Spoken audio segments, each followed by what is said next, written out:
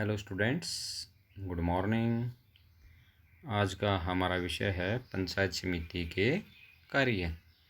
इस टॉपिक को शुरू करें इससे पहले हम आपको बता दें कि कल जो हमने टॉपिक शुरू किया था ये पंचायत समिति का गठन ये शुरू किया था, और इसमें गठन के अंदर हमने पढ़ा था कि पहले पंचायत समिति के गठन की बात कही थी कि पंचायत समिति यानी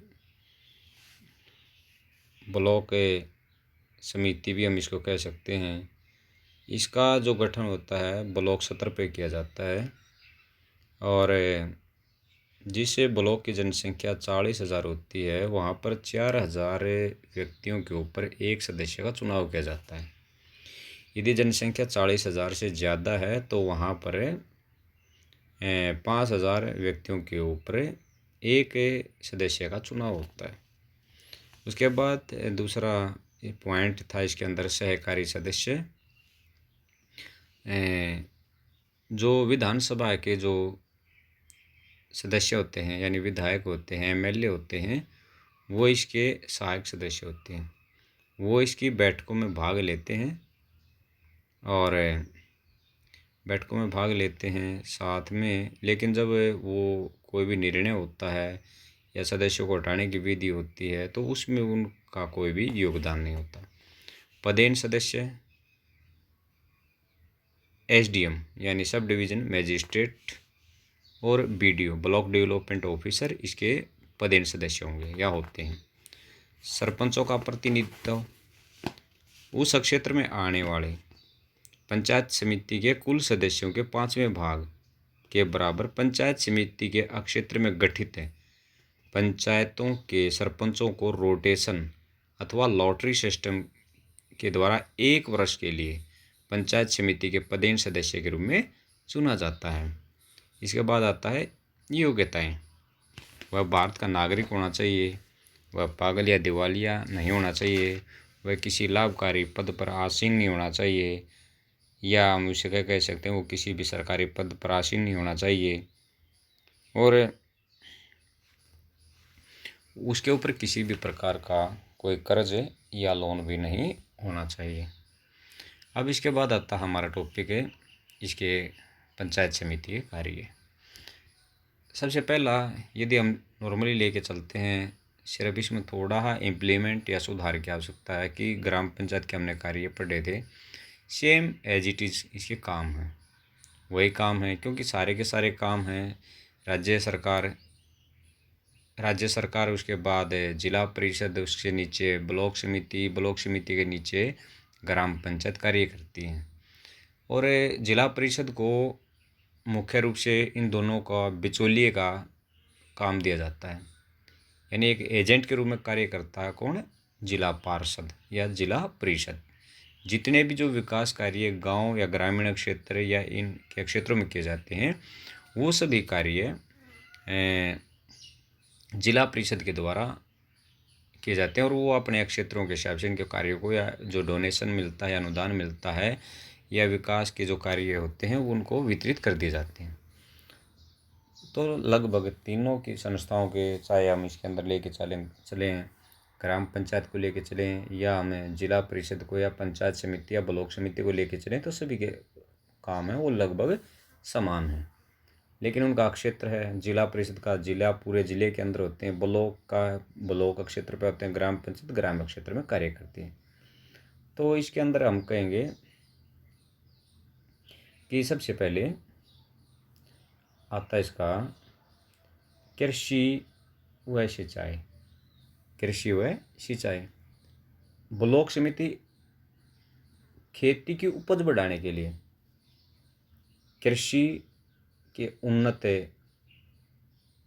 खाद, उन्नत बीज व कृषि यंत्रों की व्यवस्था करवाती है, और लोगों को समय समय पर कृषि संबंधी जानकारी प्रदान करवाती है। यहाँ पर इसने लिखा है वह अपने ब्लॉक में खेती की उपज बढ़ाने के लिए अच्छे बीज व खाद की व्यवस्था करती है। वह लोगों को वैज्ञानिक ढंग से खेती करने के का प्रशिक्षण देती है, या इसके साथ हम कह सकते हैं कि वैज्ञानिक ढंग से खेती करने का प्रशिक्षण। ये वो होते हैं बीडीओ होते हैं, एडीओ एग्रीकल्चर डेवलपमेंट ऑफिसर होते हैं। वो समय समय पर गांव में जाते हैं और वहाँ के जो किसान हैं उनको शिक्षा की नवीनतम विधियों के बारे में जानकारी देते हैं। अपने क्षेत्र में हरी खाद प्रयोग करने की सिफारिश करना, अधिक से अधिक कृषि को जोतने योग्य बनाना, सिंचाई के साधन जुटाना या उपलब्ध करवाना, फलों व सब्जियों की उपज बढ़ाना, कृषकों को ऋण देना आदि इसके प्रमुख कृषि संबंधी कार्य हैं। हम यहाँ पर ज़्यादा नहीं लिख के इतना भी लिख सकते हैं, यहाँ तक है कि वैज्ञानिक ढंग से खेती करने का प्रशिक्षण देना, यहाँ तक कर सकते हैं इसको हम। इसके बाद आता है सेकंड पॉइंट, पशु पालन व मछली पालन। अब लोगों को पशुपालन के लिए प्रोत्साहित करना, पशुओं की नस्ल सुधारना, उनकी चिकित्सा का प्रबंध करना, अच्छे चारे की व्यवस्था करना आदि इसके महत्वपूर्ण कार्य है। इसमें से हम कुछ लिख सकते हैं। मेन इसके अंदर पॉइंट है पशुओं की चिकित्सा की नस्ल सुधारना, उनकी चिकित्सा का प्रबंध करना, ये इसके प्रमुख कार्य हैं। यहाँ पर हम लिखेंगे कि पंचायत समिति अपने क्षेत्र में पशुओं की नस्ल सुधारने तथा उनकी चिकित्सा का प्रबंध करने का कार्य करती है। अब इसके पश्चात आता हमारा पॉइंट नंबर 3, शिक्षा।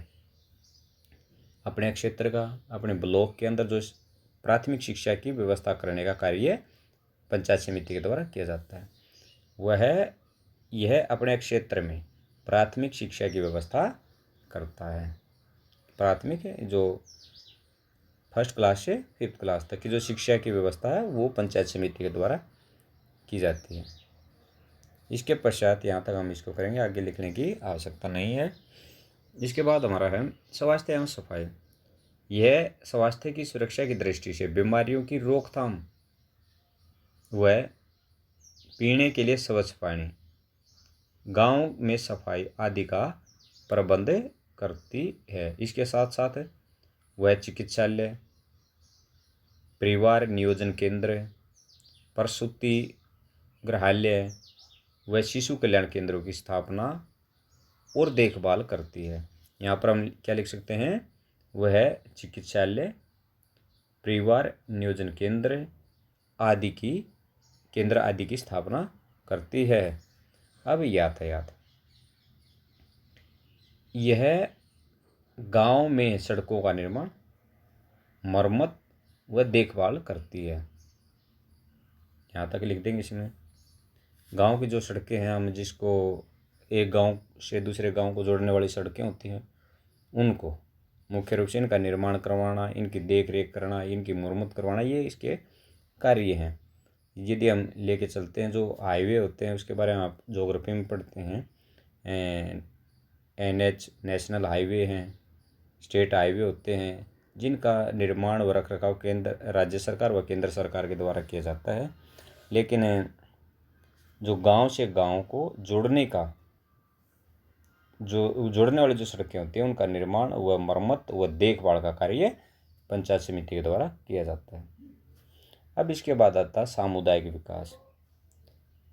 यह ब्लॉक में जनहित में वृद्धि की दृष्टि से अनेक योजनाएं बनाती है और उन्हें लागू करती है। फॉर एग्जाम्पल इसके अंदर हम कुटीर उद्योग भी कह सकते हैं। कुटीर उद्योग को बढ़ावा देना, पशुपालन को बढ़ावा देना आदि इसके प्रमुख कार्य हैं, और लोगों को प्रशिक्षण प्रदान कराना ताकि लोग अपने समुदाय का विकास कर सकें। अब आता हमारा पॉइंट नंबर 7 है सहकारिता। सहकारिता यानी सरकार के सहयोग से चलने वाली जो संस्थाएं होती हैं उन्हें सहकारी संस्थाएं बोलते हैं। यानी जिसके अंदर गांव के लोग सरकार के सहयोग से कोई कार्य करते हैं। बहुत सारी परियोजनाएं ऐसी हैं जो सरकार के सहयोग से चलाई जाती हैं, सरकार उन्हें प्रोत्साहन देती है। जैसे पंचायत समिति अपने क्षेत्र में सहकारिता की भावना का विकास करती है। इस उद्देश्य हेतु इसके द्वारा कृषि व उद्योग के क्षेत्र में अनेक सहकारी समितियों की स्थापना की गई है। यहाँ तक हम इसको करेंगे।